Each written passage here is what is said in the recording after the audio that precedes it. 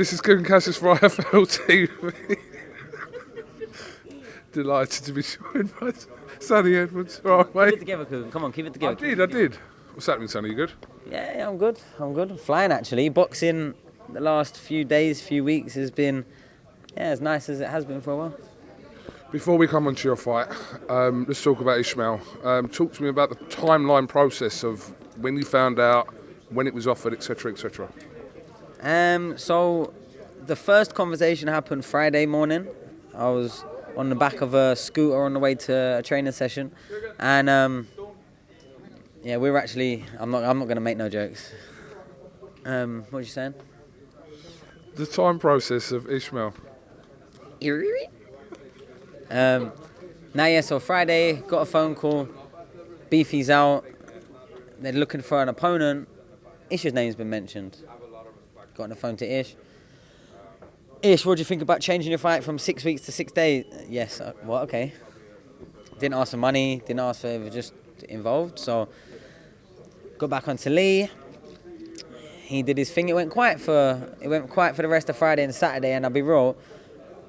I thought, it's not going to happen. I didn't know what was happening. Obviously, Ish still had a fight proposed for October. But then, Sunday morning, I actually come back from Greece specifically and particularly for my mum's birthday party. She turned 67 on Friday the 13th. Her party was on Saturday. So, I had a good night Saturday. Didn't get back till quite late. Woke up at 7 o'clock in the morning and my phone was doing flips across the room. It felt like the whole world of boxing was stuck waiting for a conversation from Ish, and I'm talking, your Hearns, your Excellencies, your gold stars. Like everyone was sort of waiting for a conversation right at 7 o'clock in the morning, and we got onto it straight away. Ish woke up, and again straight away, yes, half asleep. I was like, Ish, do you want me to bring you back when you're a bit more awake? And he was like, nah, what is it? And he took the fight straight away, and look, now he's there taking pictures and he's buzzing. I haven't ever seen someone go from small hall, no opportunities, to taking everything they've offered him, taking everything they've asked of him, been an absolute yes man, really, because all he cared about was getting in the ring. Every fight that was named, even the ones that the board was chucking out, Ish was saying yes without 1 minute's hesitation, not 1 second's hesitation. And because he's got a contract with his next purses, to him it didn't matter whose name it was. He went, I'll fight for that next. That amount of money, I'll fight. It don't matter who it is. It don't matter if you change it, make it harder, make it easier, whatever. And there was a time when they was trying, knock about doing like an 8-rounder instead of the Usman Lima fight. But we don't want to stall Ish's career, and that's why this opportunity come and this phone rang, and it was a no-brainer for me. It's a fight I really like for Ish. I'll be real. Obviously, Josh Kelly's a tremendous boxer, but that's kind of it. In my opinion, I don't think he has the physicality to be in a hard fight for 12 rounds. That what I've seen so far. I think he's been so talented and always so in control of the action that's going on in front of him that when it's not, he doesn't really know how to handle it. I think we saw that against Avanesian. I'd seen it in stages earlier during his amateur career, traveling around the world for GB and WSB. And one thing about Ish is he's genuinely a savage. He's not really from... It's not like he's from Britain as technicality as a fighter. He's very, very, very comfortable and composed in the fire. He likes fighting with his opponent, and I don't think I'm around someone so tunnel visioned and motivated. I'm around a lot of people in boxing. Man, I'll be real. Being around Ish is bringing my level back up to what it needs and what it should be, and he deserves everything he's got. And like I said, even though we're underdog, even though we've taken it 6 days notice, even though we're going upper weight, I would be disappointed waking up Sunday morning if we're not victorious here. We're not coming here to take part. I'm not bringing Ish out of a fight that we're very confident in if we weren't really confident in this. Like, we have got such high hopes for Ish and where his career can go.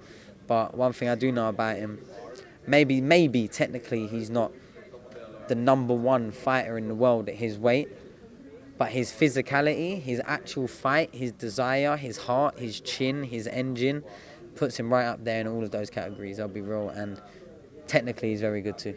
So I think we've got a fighter that can make it hell for there on Saturday night. And yeah, I think it's up to Josh to really handle his emotions, I think. This is a great example for any fighter out there.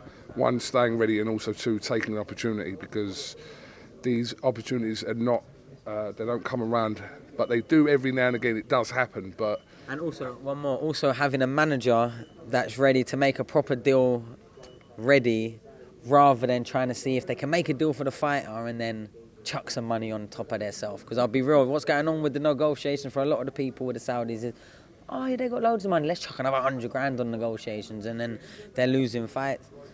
Ish didn't care, I'll be real. Ish didn't care. Just fighting in Wembley was enough for him, I think. I'll be real.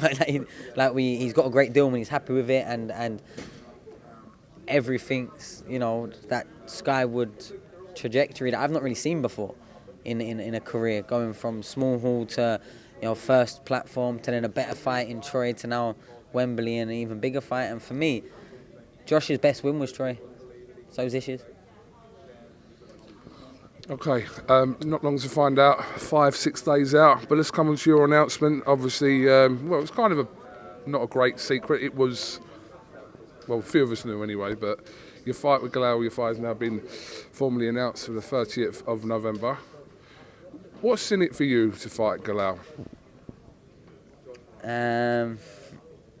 Well, a lot of money. It's not really what's in it for me, because I could be looking at other things, but I guess now I've been a world champion, I don't really idolise the status of being a world champion as much as I probably did before I was one. So really needing a belt attached to a hard fight, like, I'll be real, I don't think this fight should be for a world title. Why? One, I've been a world champion and I'm no longer one, and two, he's never been a world champion, so why are we fighting for a world title? Do you understand? Like, for me, it's enough. It's a big fight. It's what people want to see. Yeah, it's not about what he offers, what he don't offer. There's not that many people that can make an event like this with me, I'll be real. And for the UK, for Birmingham boxing as well, it's fantastic. And I really don't care about everything having to, you know, be the best bit of juice or the squeeze or the most amount of money for the easiest amount of work. My negotiations are so simple.